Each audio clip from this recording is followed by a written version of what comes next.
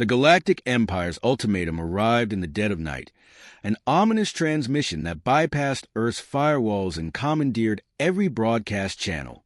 The message began with the symbol of the Empire, a gleaming black sun flanked by a pair of outstretched talons, before the image shifted to the visage of Emperor Kahless Vorth. His reptilian eyes glinted with calculated malice as he stared down at the people of Earth. His voice, deep and resonant, echoed with absolute authority. "People of Earth," Vorth intoned, his tone as cold as the void. "You stand at a crossroads. The Galactic Empire, in its magnanimity, offers you two paths. Surrender unconditionally and pay tribute to the Empire, or face total annihilation. Your defiance will bring nothing but ruin. Your resistance crushed like so many before you."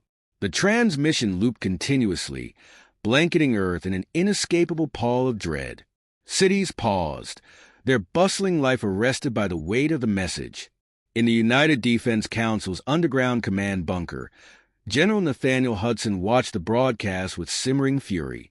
A towering man with graying hair and a perpetually clenched jaw, Hudson had spent decades preparing for threats to Earth's survival, but none like this. "They think we're cattle," Hudson growled, his hand tightening into a fist. "They think we'll bow." Diplomat Lucas Harrington stood at the far end of the table, his arms crossed as he analyzed the Emperor's words. Where Hudson was fire and steel, Harrington was ice and precision. His unassuming appearance, a slim figure in a dark suit, belied the sharp intellect and unyielding resolve that had earned him his reputation. "It's a test," Harrington said calmly, his voice cutting through the tension. "They don't want a war if they can avoid one. This is about intimidation." "Intimidation or not," Hudson retorted, "they're threatening our people. That makes it war." The room was filled with military officers, scientists, and political advisors, all murmuring their unease. The table's holographic display flickered to life, showing the Empire's vast fleet positioned just beyond the asteroid belt. The ships were enormous, their dark, angular designs bristling with weapons that dwarfed Earth's orbital defenses. "They're not bluffing," said Admiral Miller, a grizzled naval strategist whose weathered face bore the scars of a dozen conflicts. "We're outgunned and outnumbered. If we fight, it'll be the bloodiest war humanity has ever faced. And if we surrender?" Harrington asked, his gaze fixed on Miller. Miller hesitated. "We live for now, but as slaves. They'll strip Earth of its resources, conscript our people, and leave us a husk. You've seen the reports from other subjugated worlds." Hudson slammed his hand on the table, silencing the murmurs. "No, surrender isn't survival. It's extinction on their terms. We need to show them what humanity is made of." Harrington stepped forward, his measured demeanor commanding attention. "And how do you propose we do that, General? A defiant speech followed by a massacre? Or do we play this smarter?"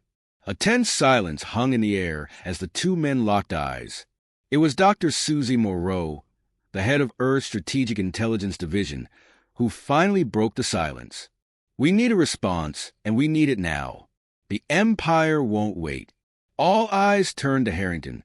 The diplomat straightened his tie, his expression unreadable. "I'll deliver our answer," he said. "You—" Hudson frowned. "This is a declaration of war, Harrington. You're not a soldier." "No, but I am the voice they'll hear first," Harrington replied. "And I'll make sure they understand exactly what they've awakened." Hours later, Harrington stood in the center of Earth's broadcast chamber, a solitary figure beneath the cold glare of the lights. The Galactic Empire's emissaries had agreed to a live response, confident in their belief that humanity would grovel for mercy. The alien delegation loomed on a split screen, their reptilian features twisted with contempt. "Earth," hissed the lead emissary, his voice like a blade drawn across stone, "the Emperor awaits your reply.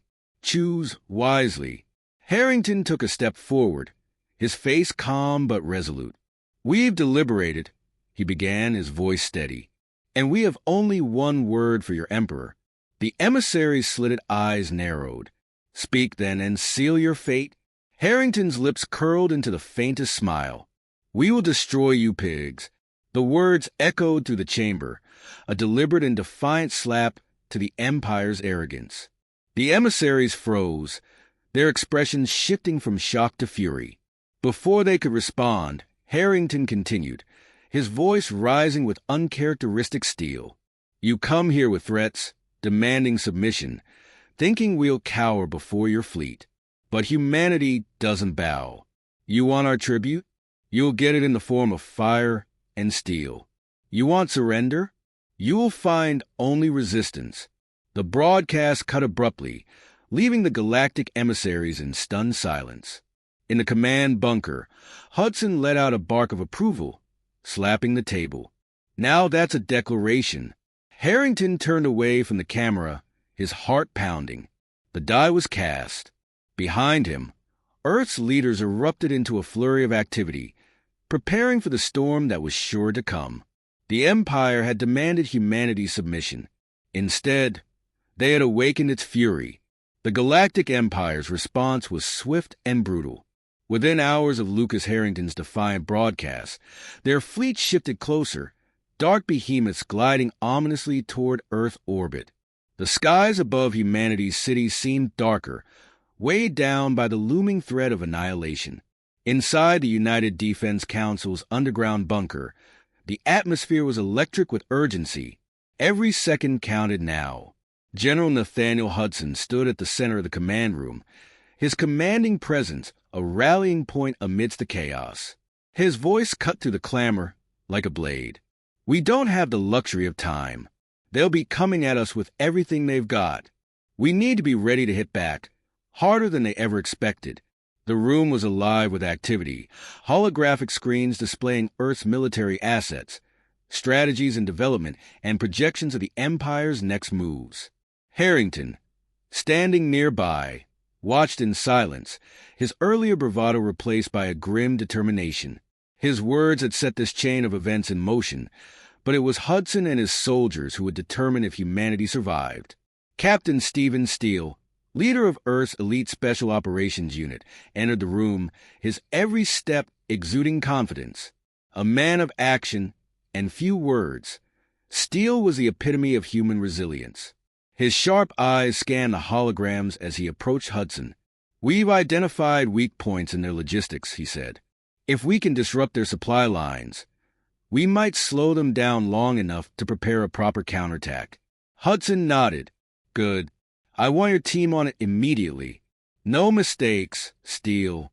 There won't be, Steele replied, his voice steady, almost mechanical. It was the voice of a man who had spent a lifetime carrying the weight of impossible missions. Meanwhile, Earth scientists and engineers were working around the clock to unlock humanity's full potential. Dr. Susie Moreau, head of strategic intelligence, had taken command of a team tasked with deploying humanity's most advanced experimental weapons. In one corner of the bunker, a towering machine hummed to life, a prototype railgun capable of penetrating even the Empire's reinforced hulls. We'll need more than brute force, Moreau remarked, adjusting her glasses as she reviewed the weapon schematics. The Empire's strength is in their numbers and their technology. We have to outthink them. Hudson glanced at her. And that's why you're here. What do you need from us? Time, she replied simply.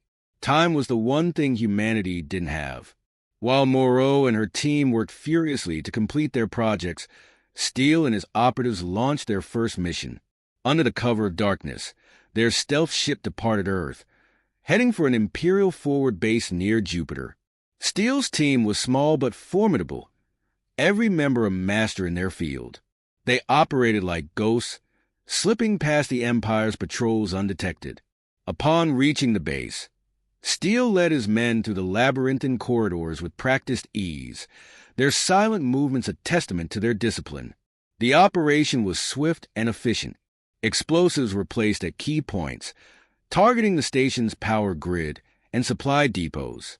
Steele paused only once, gazing at the Empire's insignia emblazoned on the walls. His expression hardened. He whispered into his comm, for Earth, before activating the detonators. Back on Earth, the explosion's aftermath rippled through the Empire's ranks. Harrington stood beside Hudson as reports of the sabotage came in. "You think this will make them pause?" the diplomat asked. Hudson shook his head. "No, but it'll remind them we're not just going to roll over. And every second we slow them down is a second we can use to fight smarter." Harrington nodded, though he knew the fight would require more than just military victories. The Empire had conquered countless worlds, each time using fear and overwhelming force to crush resistance. Humanity needed an edge, something to level the playing field. That edge came in the form of an unexpected ally. Kale Theric, a former Imperial officer who had defected years earlier, stood at the entrance to the bunker. His towering frame and reptilian features marked him as one of the enemy, but the bitterness in his eyes told a different story. "I heard the Empire was finally testing your resolve," Kale said, his voice carrying the peculiar hiss of his kind. "Looks like you didn't disappoint." Hudson narrowed his eyes. "What are you doing here, Theric?" Kale smirked. "Offering my expertise. I know their tactics, their weaknesses. If you're serious about making them bleed, you'll need someone like me." The room fell silent, tension thick as Hudson considered the defector's offer. Harrington stepped forward, breaking the stalemate. "We don't have the luxury of mistrust," he said. "If Theric can help us, we use him." Hudson finally nodded. "Fine, but if you betray us, I'll make sure you don't live to regret it." Kale's grin widened. Fair enough. With Kale's insights, steel sabotage missions grew more effective, targeting not just supply lines but key communication hubs within the Empire's fleet. Meanwhile, Moreau's railgun was finally deployed, its first test shattering an Imperial battleship that had ventured too close to Earth's atmosphere. The victory sent a clear message. Humanity was not defenseless. But each success came at a cost. Steele's team lost 2 men during their last mission, and every victory only seemed to provoke the Empire further. Hudson knew the real battle was still to come. Late one night, as the bunker settled into a brief lull, Harrington found himself alone, staring at the holographic map of the approaching fleet. Kale joined him, his alien features softened in the dim light. "You've got guts, human," Kale said, telling the Emperor to go to hell like that. "I've never seen anyone stand up to him." Harrington's lips twitched in a faint smile. "I wasn't trying to be brave. I was just tired of seeing people like him think they can rule the galaxy without consequences." Kale tilted his head, his yellow eyes gleaming. "Then you might just have a chance. But don't fool yourself. This war won't be won with words. It'll be won with blood." Harrington nodded. "I know, but we'll make sure it's theirs." As the first rays of dawn crept over the horizon, the bunker was alive once more with preparations. Hudson barked orders, Steele planned his next strike, and Moreau finalized the deployment of Earth's defenses. Harrington watched it all, his mind racing with the knowledge that their fight was just beginning. The Empire was coming, and humanity was ready to meet them. The first wave of the Galactic Empire's assault hit Earth with a fury no one could have fully anticipated. Planetary defense shields flared under the impact of orbital bombardments, trembling but holding for now. From the underground command center, General Nathaniel Hudson stood like an immovable pillar, issuing orders to counter every strike. Beside him, Captain Stephen Steele reviewed the latest reports from their reconnaissance teams, his face a mask of steely resolve. "They're testing us," Steele said, his voice low but firm. "Probing for weak points before they commit to a full-scale invasion." Hudson nodded, his eyes never leaving the holographic display of Earth and the advancing enemy fleet. "Let them. The more they hesitate, the stronger our counterattack will be." But hesitation was not in the Empire's nature. Within hours, dropships began breaching Earth's atmosphere, swarms of alien infantry deploying in coordinated assaults on major cities. The skies above New York, Tokyo, and Cairo burned as Earth's air forces scrambled to engage. In the chaos, one thing became clear. The Empire was not here to conquer. They were here to annihilate.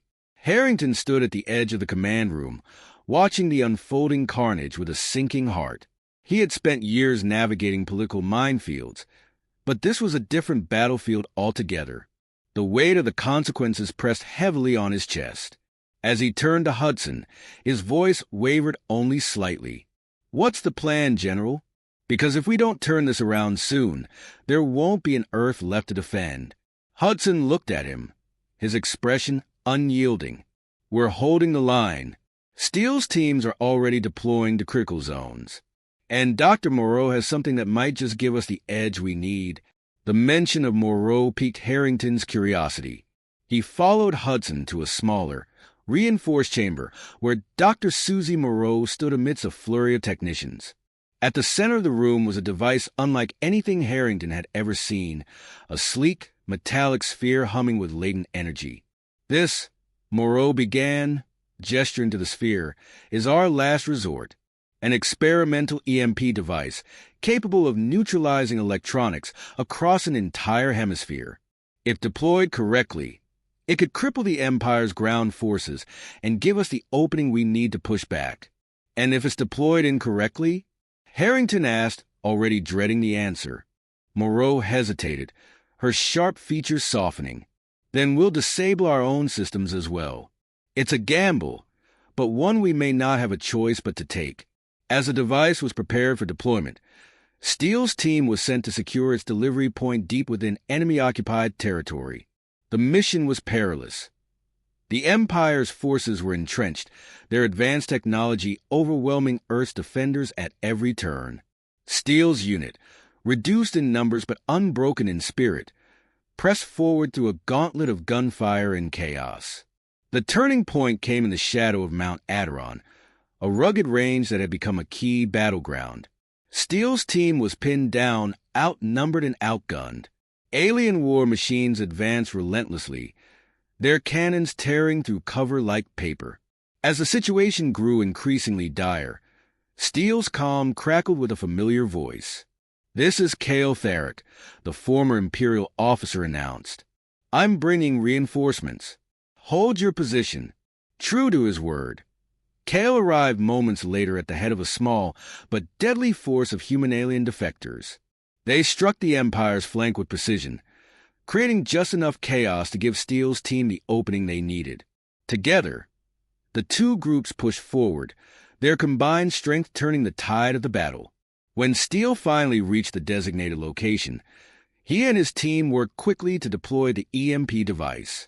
As they activated it, the device emitted a low, resonant hum that built steadily into a crescendo. In an instant, the skies above erupted in a blinding wave of blue light, and every piece of Imperial technology within its radius went dark. Back in the command center, Hudson and Harrington watched as reports flooded in. The Empire's advance had been halted, their forces thrown into disarray. For the first time since the war began, humanity had struck a decisive blow. The victory, however, was bittersweet. The EMP had also knocked out several of Earth's own systems, leaving some regions vulnerable to counterattacks. But Hudson refused to let the moment slip away. "We've bought ourselves time," he declared. "Now we press the advantage." Harrington, emboldened by the sight of alien ships falling from the sky, stepped forward. "This isn't just about surviving anymore," he said, his voice rising with conviction. "This is about sending a message to the Empire, to every species under their boot. Humanity doesn't back down. Not now. Not ever." The room erupted into a wave of cheers and renewed determination. Hudson allowed himself a rare smile before turning to Steele, who had just returned from the front lines, his armor scorched but his spirit unbroken. "You did good out there," Hudson said, clapping the captain on the shoulder. Steele nodded, his usual stoicism softening. "We're not done yet, General. Not by a long shot." Hudson's smile faded, replaced by the grim understanding of what lay ahead. The Empire had been wounded, but it was far from defeated. Their retaliation would be swift and merciless. But for now, humanity had found its footing. The tide of battle had shifted, and with it, the hope of victory began to flicker in the hearts of Earth's defenders. Cale approached Harrington as the room buzzed with activity. "You're learning human," the defector said, his voice tinged with grudging respect. "But don't think this will end with one victory. The Empire will come back harder. They always do." Harrington met his gaze, unflinching. "Let them come. We'll be ready." Cale tilted his head, a faint smile playing on his lips. "You just might survive this after all." As the remnants of the Imperial fleet regrouped and humanity braced for the next stage of the conflict, a sense of purpose filled the air. The road ahead was uncertain, but one thing was clear. Earth had taken its first step from the brink of annihilation toward a future where it could fight, and perhaps even win. The final confrontation between humanity and the Galactic Empire unfolded in the cold void of space, a deadly ballet of fire and steel. Earth's battered fleet had grown formidable in the weeks since the EMP strike. Scrapped Imperial technology had been reverse-engineered, providing humanity with advanced weaponry and shields. The integration of Cale Tharrick's tactical knowledge had transformed Earth's forces from desperate defenders into a cohesive war machine. General Nathaniel Hudson stood on the bridge of the Resolute Dawn, Earth's flagship, his presence commanding. Before him, the holographic tactical map displayed the enemy's formation, a monstrous armada dwarfing humanity's assembled fleet. Every officer on the bridge understood the stakes. This battle would decide whether humanity lived free or perished under the Empire's heel. "Admiral Zhao," Hudson said, his tone measured but firm, "begin the advance. Keep the flanks tight. We can't afford to give them an opening." "Aye, sir," Zhao replied, relaying the order. The fleet moved forward, Earth's ships weaving between asteroids and debris fields, exploiting every ounce of cover. Captain Stephen Steele watched from his fighter cockpit, his squadron poised to spearhead the attack. "Steele to all units," he called, his voice calm and steady. "We've trained for this. Keep your formations tight and your wits sharper. Let's show these bastards what humans are made of." The first exchange was ferocious. Imperial dreadnoughts unleashed torrents of plasma fire, turning sections of space into glowing infernos. Earth's frigates darted nimbly through the chaos, delivering precise counterstrikes. Amid the carnage, Steele's fighters struck with surgical precision, targeting weak points in the Empire's massive vessels. Explosions rippled across the battlefield, but the Empire's numbers seemed inexhaustible. "They're pushing harder than anticipated," Cale observed, standing beside Hudson. His tone was analytical, but his fists were clenched. "They want this over quickly. They'll have to earn it," Hudson replied, his gaze hard. He turned to Harrington, who stood quietly at the edge of the bridge. "Your speech lit a fire under our allies. Let's hope it burns bright enough." Harrington nodded, recalling the transmission he'd sent out days before, an impassioned plea to oppress species across the galaxy. His words had sparked rebellions on multiple fronts, forcing the Empire to divert resources. Now, Allied forces from across the stars were en route to join the fight, but whether they would arrive in time was uncertain. As the battle raged on, the Resolute Dawn found itself under heavy fire. Shields flared and flickered, struggling to absorb the relentless onslaught. "Evasive maneuvers," Hudson barked, gripping the railing as the ship shook violently. "Shields at 40%, General," a lieutenant reported, his voice tinged with urgency. Hudson turned to Moreau, who had been monitoring the fleet's overall coordination. "Susie, we need something. Now." Moreau didn't hesitate. "Deploy the drone swarms," she ordered into her headset. Within moments, thousands of autonomous combat drones launched from hidden bays, swarming enemy vessels in an intricate dance of destruction. The drones disrupted the Empire's formations, buying the fleet precious time. Meanwhile, on the ground, humanity's allied forces clashed with the Empire's remaining garrisons. Steele's team had been redeployed to the Empire's staging grounds on Pharos, a barren moon serving as their command hub. The objective was simple: destroy their infrastructure and sever their command chain. Steele's boots crunched against the dusty terrain as his team advanced, their movements swift and silent. "Plant the charges and hold this position," he instructed, his voice steady despite the chaos around them. The team executed the plan flawlessly, their precision honed by weeks of relentless combat. Above Pharos, the resolute Dawn pressed its attack. Hudson's voice rang out over the comms. "All ships, converge on the flagship. Focus fire on its command center." The Imperial flagship, Eternal Dominion, was a monstrosity of alien engineering, bristling with weaponry and nearly impenetrable shields. But under concentrated fire, even the mightiest fortress could falter. Earth's fleet poured everything they had into the assault. Explosions lit up the void as one by one. The Empire's escorts fell away, leaving their flagship vulnerable. Kale's voice cut through the cacophony. "General, I'll lead a boarding party. The Eternal Dominion's command center is its weak point. Take that out, and the entire fleet will crumble." Hudson nodded, his jaw tightening. "Do it. Steele, you're with him." Minutes later, Steele and Kale stormed aboard the enemy vessel with a hand-picked team. The corridors of the Eternal Dominion were a hellscape of gunfire and screams, the alien defenders fighting desperately to protect their ship. Kale moved with ruthless efficiency, his knowledge of Imperial layouts giving the team a critical edge. Steele's sharpshooting cleared the way as they pushed deeper toward the command center.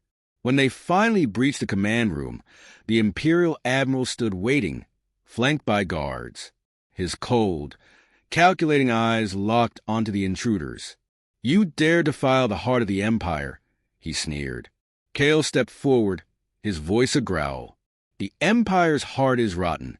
It's time to cut it out." The fight that followed was brutal and swift. Steele's precision and Kale's ferocity left no room for the enemy to recover. As the last guard fell, Steele planted an explosive charge on the control console. "This'll do the trick," he said, stepping back as the timer began to count down. Kale glanced at Steele. "We need to move. Now." The team barely escaped as the explosion ripped through the flagship. The shockwave reverberated across the battlefield, and the Eternal Dominion began to collapse in on itself. The sight of their flagship's destruction sent the remaining Imperial forces into disarray. One by one, their ships turned and fled, leaving Earth's fleet victorious. On the Resolute Dawn's bridge, cheers erupted as the Imperial fleet broke apart. Hudson allowed himself a rare moment of relief. "We did it," he said quietly, though the weight of the cost was evident in his tone. Harrington stood beside him, his gaze fixed on the wreckage of the Empire's once mighty armada. "This isn't just our victory," he said. "It's a beacon, a signal to every species that the Empire can be fought and beaten." Kale and Steele returned to the ship, battered but alive. As they stepped onto the bridge, Hudson greeted them with a nod. "Hell of a job, gentlemen." Steele shrugged, a rare hint of a smile tugging at his lips. "All in a day's work, General." Kale, however, was more somber. "This isn't the end. The Empire will regroup, rebuild. But now they know humans won't bow." Hudson met his gaze, his expression hardening. "Let them come. We'll be ready." As the fleet regrouped and Earth's defenders tended to their wounded, a sense of quiet triumph settled over them. The cost had been staggering, but humanity had emerged stronger, united by the fires of war. Across the galaxy, oppressed species began to rise, inspired by Earth's defiance. In the days that followed, a new alliance took shape, one dedicated to resisting the Empire's tyranny. At its heart stood humanity, a species underestimated but now proven formidable. And as the stars bore witness, one truth echoed across the void. Humanity's answer to the Empire's demand had not just been a refusal.